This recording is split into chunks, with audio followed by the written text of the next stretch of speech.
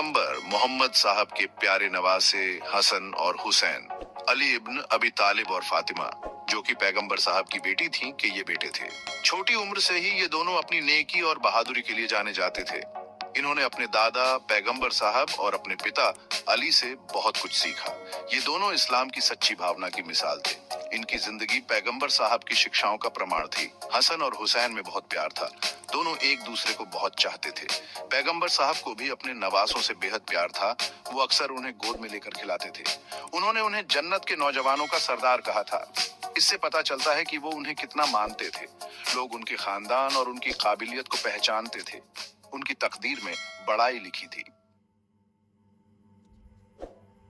हसन और हुसैन में बहुत प्यार था।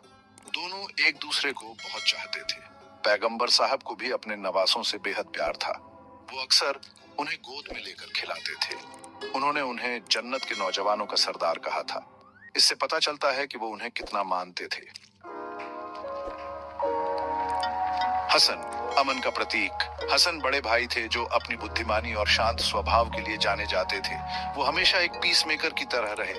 वो हमेशा झगड़े की बजाय बातचीत से मामला सुलझाना पसंद करते थे। उन्हें एकता की अहमियत का एहसास था। उनका मानना था कि हिंसा से सिर्फ दुहक ही बढ़ेगा। उनके इस तरीके से उन्हें सबका सम्मान मिला। उनके विरोधी भी पीस के लिए उनकी लगन की दाद देते थे।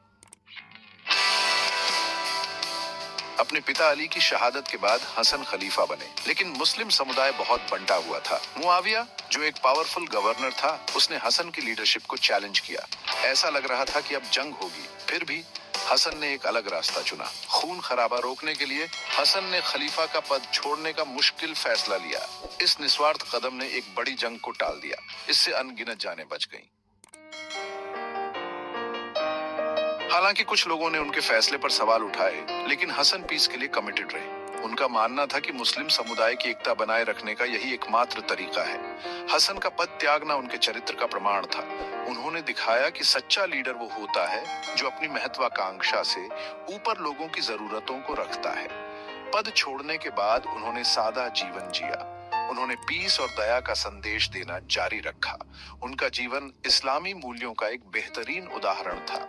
वो आज भी पीस और समझौते के प्रतीक हैं।